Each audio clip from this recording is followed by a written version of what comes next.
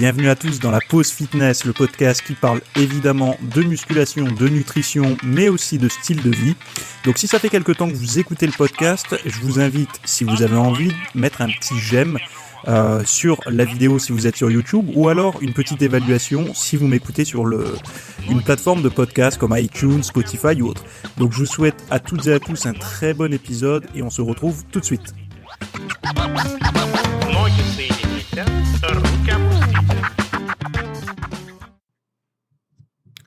Salut à tous, j'espère que vous allez bien. Alors aujourd'hui, on va parler du travail de nuit. Pourquoi ? Parce que je reçois pas mal de questions par rapport à ça, et en plus, vu que j'ai vécu par le passé, j'ai travaillé de nuit pendant à peu près 5-6 ans, donc enfin de nuit et de jour d'ailleurs. Je peux donner un petit peu mon retour d'expérience, mais aussi des petites pistes de solutions. Alors on peut jamais donner des solutions universelles, parce que chacun a un travail qui lui est propre et qui avec des horaires particulières, etc. Donc c'est toujours compliqué. On va essayer de voir ensemble quelle réflexion il faut avoir par rapport à ça. Et donc voilà. Donc nous sommes lundi matin pour moi. Donc je sais pas quand est-ce que vous écoutez le podcast, mais là on est lundi matin pour moi. Hier j'ai fait un peu le con. Je suis sorti par 6 degrés avec le cou bien découvert en sortant d'une salle bien chauffée, et donc du coup j'ai la gorge un petit peu démontée. La problématique quand on fait attention à ce qu'on mange et qu'on essaye de rester en forme, on n'est quasiment jamais malade, et quand ça arrive, ça fait bien chier pour être poli. Voilà.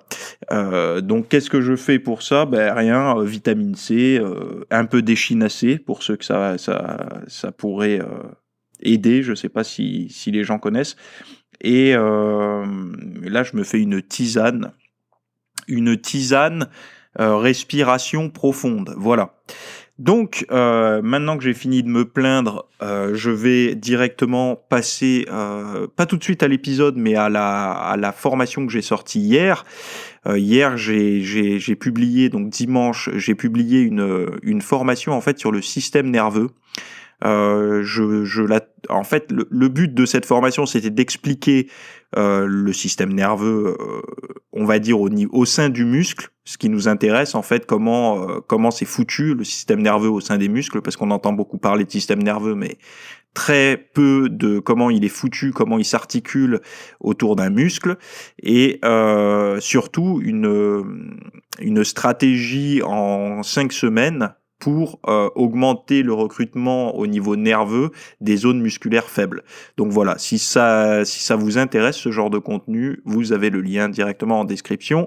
Fin de la petite page de publicité pour les VIP, je démarre l'épisode maintenant. Alors, travail de nuit, on va prendre les choses. Je pense qu'il faut, même les personnes qui ne travaillent pas de nuit, écouter le podcast, parce que ça pourrait vous intéresser aussi, parce que vous savez pas de quoi demain est fait, et en plus de ça, ça vous permettra peut-être d'aider des personnes qui travaillent de nuit et qui n'auraient pas cette réflexion-là. Petite histoire personnelle, moi quand je travaillais de nuit, j'ai eu 2 configurations. Une configuration où je ne faisais pas du tout de muscu, pas du tout de diète, et une configuration où je faisais de la muscu, je faisais la diète, et voilà, j'avais mes abdos apparents, j'avais réussi à atteindre mes objectifs, etc. Donc dans le premier cas de figure, j'ai remarqué une chose, c'est que à alimentation égale, le travail de nuit a tendance à faire prendre plus de poids que le travail de jour. Donc en fait, je m'explique comment, c'est que le fait de manger la nuit, moi j'ai remarqué que manger la nuit me faisait prendre plus de poids que manger le jour, à alimentation égale. C'est-à-dire que les mêmes aliments que je retrouvais dans mon frigo la journée ou la nuit, ce que je consommais, même si c'était pareil, je prenais plus de poids en travaillant de nuit, donc en mangeant la nuit. Ça, c'était la première chose. La deuxième chose, c'est que à diète saine, j'ai réussi très très bien à perdre du gras, à avoir des abdos, et à manger la nuit également, sans avoir de problème. Donc il y a une petite raison sur le fait, par exemple, quand on parle des glucides le soir, J'en ai parlé dans pas mal de formations, je vais pas le répéter ici, mais l'histoire des glucides en fin de journée, il y en a qui disent ouais mais ça veut rien dire, c'est le total sur la journée qui compte, c'est pas l'heure à laquelle on les mange. Et ben en fait ça c'est oublier de prendre en compte nos rythmes hormonaux, etc. Et notamment les rythmes de sécrétion d'insuline qui diffèrent chez les gens. Hein. C'est pas tout le monde n'est pas pareil par rapport à ça, mais il y a quand même des tendances chez tous les individus. Et j'avais vu que les sécrétions d'insuline étaient un petit peu plus fortes en fait le soir. Et donc du coup ce qu'on pouvait manger le soir, il y avait plus d'impact, on avait plus de chances de le stocker sous forme de graisse, malheureusement. Donc ce qui pourrait expliquer en partie, alors c'est peut-être infime chez certaines personnes, mais ce qui pourrait expliquer en partie pourquoi éviter de consommer des glucides en fin de journée peut être une bonne solution, surtout pour les personnes qui ont du mal à conserver leurs abdos ou à perdre du poids. Donc c'était juste une piste de réflexion comme ça, il y aura toujours des gens pour contredire ça et c'est normal et tant mieux puisque ça crée le débat, c'est quelque chose d'important. Mais en tout cas, une chose est sûre, c'est que voilà, moi c'est quelque chose que j'ai vérifié, beaucoup de personnes l'ont vérifié également avant moi. Et c'est pas parce que c'est une vieille méthode qu'elle est mauvaise. Il faut pas prendre la nouveauté comme annulant l'ancienneté. Il faut plutôt prendre la nouveauté comme une nouvelle piste à l'ancienneté, mais qui n'annule pas et qui n'infirme pas les anciennes croyances. Je viens de me prendre une petite gorgée de tisane. Bon, alors, déjà, comment manger pour les personnes qui travaillent de nuit ? Ce qui va dicter la cadence des repas, ça va être aussi l'heure du réveil. C'est-à-dire que si vous travaillez en horaire décalé, c'est-à-dire parfois de nuit, parfois de jour, etc., la pire configuration, c'est quand vous sortez d'un travail de jour, donc par exemple vous vous levez à 8h du matin, et en fait vous attaquez le soir votre nuit. Donc là en fait c'est problématique au niveau nutritionnel. Pourquoi ? Parce qu'en fait vous allez enchaîner toute une journée active. Donc vous serez en repos la journée, mais vous allez travailler le soir. Donc du coup, vous allez vous alimenter peut-être petit déjeuner, repas du midi, repas du soir.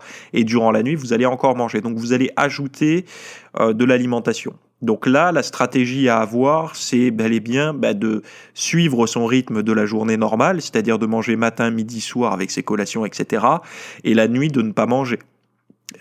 C'est peut-être difficile, donc à la limite on peut s'emporter une petite soupe de légumes, un truc comme ça, mais si vous avez mangé vos quantités normales, on va dire, de protéines, de végétaux, de glucides, de graisses, de tout ça, si vous mangez encore la nuit, ça va s'ajouter, donc forcément vous allez être en surplus énergétique, donc vous aurez des chances ou de pas maigrir ou alors de stocker du gras. Après, le deuxième cas de figure, c'est quand vous êtes déjà dans votre cycle de nuit, donc vous avez travaillé, donc admettons que vous avez passé votre nuit à bosser, vous rentrez chez vous, vous couchez, peut-être, je sais pas, 7, 8, 9, 10 heures du matin, j'en sais rien à quelle heure vous vous couchez quand vous travaillez de nuit, mais la journée va commencer au moment où vous allez vous réveiller. Donc déjà, je vous recommande de dormir le plus longtemps possible la journée, c'est-à-dire de ne pas vous dire vu que je travaille de nuit, ça me laisse ma journée de repos, donc je dors que 2 heures et je profite de ma journée. Ça, c'est mauvais parce que vous n'allez pas avoir assez de sommeil, pas avoir assez de récupération. Vous allez plus manger, enfin, c'est pas bon du tout. Donc essayez d'avoir au moins 5-6 heures de sommeil. Vraiment, le grand minimum, pour moi, ça serait 6 heures, et essayer d'en avoir 7 ou 8, mais bon, je suis pas naïf, je sais très bien que c'est très difficile d'avoir 8 heures de sommeil quand on travaille de nuit, durant la journée, de dormir 8 heures, donc essayez d'avoir au moins 6, c'est bien.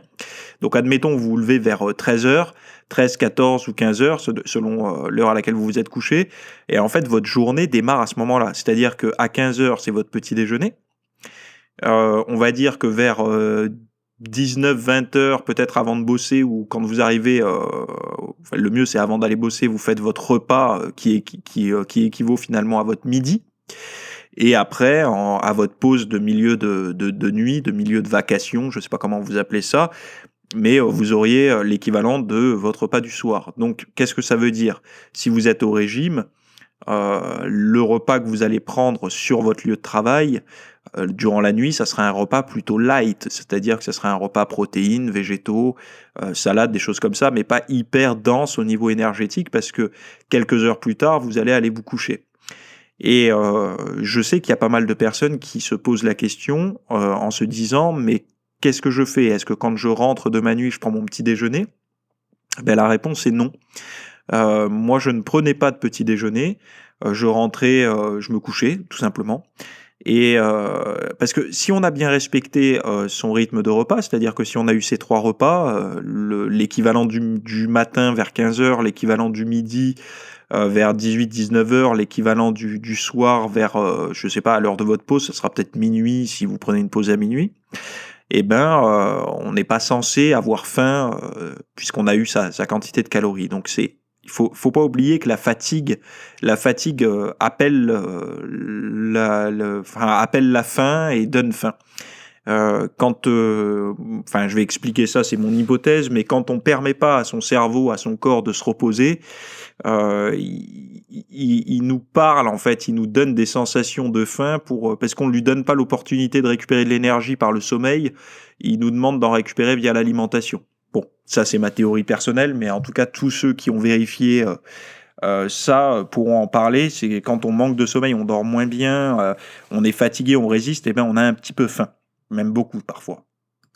Donc bon voilà, moi je recommanderais de faire comme ça. Ce podcast était pour répondre à un message que j'avais reçu sur ma boîte mail privée. Donc j'avais envie d'en faire profiter tout le monde un petit peu parce que je vois qu'il y a encore énormément de questionnements là-dessus. Pour résumer les choses simplement, le travail de nuit et le travail de jour, il n'y a pas de différence. En fait, c'est la transition entre les deux qui est compliquée, comme j'ai expliqué tout à l'heure. Donc, c'est quand on a un rythme de jour et on doit le soir aller travailler de nuit. Donc là, ça devient problématique parce que du coup, on va avoir plus de repas si on fait pas attention. Et donc, du coup, si c'est une fois par mois, ça va, mais si c'est une fois par semaine, ça fait quand même chaque semaine, petit à petit, réparti sur une année, ça fait quand même un apport énergétique trop élevé par rapport à vos besoins, et donc du coup, peut être possible surpoids ou on n'arrive pas à maigrir tout simplement. Deuxièmement, quand on est bien réglé, c'est-à-dire qu'on travaille de nuit régulièrement, et ben en fait, il faut mettre sa journée, c'est-à-dire il faut calibrer ses timings de prise par rapport aux pauses qu'on a et ne pas s'imposer des choses, mais plutôt respecter les pauses qu'on a, parce qu'on peut pas décider parfois des pauses, à quelle heure on les prend. Il y a des métiers où on peut, mais il y a des métiers où on peut pas. C'est des pauses imposées à certaines heures. Donc du coup, faut calibrer sa diète par rapport à ça.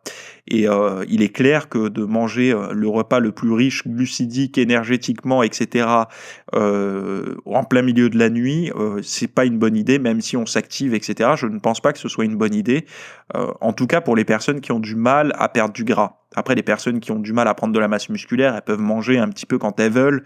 Elles ont une capacité à oxyder ce qu'elles mangent tellement accentuée, on va dire, que elles doivent même essayer de manger le maximum pour prendre de la masse musculaire et pas faire l'inverse, c'est-à-dire moins manger, etc. Donc il faut bien faire la distinction entre les deux. J'aimerais vous poser une petite question. J'ai envie de faire un podcast un petit peu particulier. Alors, je ne sais pas si ça sera sous forme de vidéo ou de podcast, mais comme vous le savez, pour les plus anciens qui me suivent, mon premier travail était un travail dans l'automobile. C'est-à-dire que moi, je travaillais dans un garage. C'était mon tout premier job.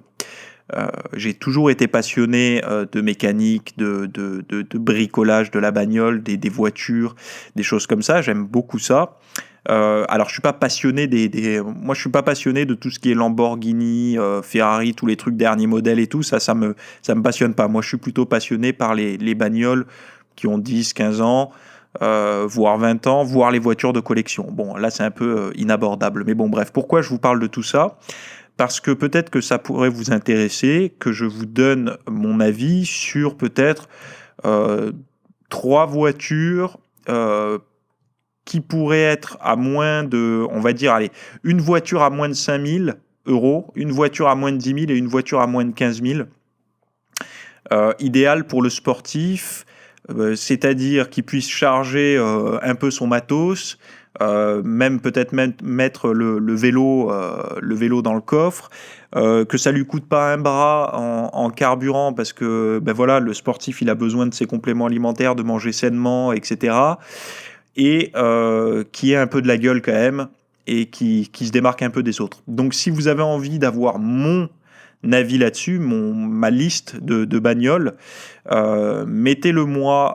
Je sais, peut-être que je mettrai un questionnaire si vous êtes sur YouTube, mais sinon le mieux c'est de me le mettre en commentaire. Si vous écoutez sur YouTube, mettez-le moi en commentaire et je mettrai peut-être une petite enquête en i, là vous savez la petite fiche en haut à droite de la vidéo du podcast. Mais sinon, dites-le moi en commentaire, c'est le mieux et je ferai cet épisode. Voilà. Donc je vous laisse ici. Pour tous ceux qui veulent en apprendre plus sur le système nerveux et avoir ma technique en 5 semaines pour vraiment accentuer le recrutement nerveux au niveau d'une zone musculaire, par exemple le haut de pec, etc., vous avez le lien en description. Et on se retrouve la semaine prochaine pour le prochain épisode. Salut!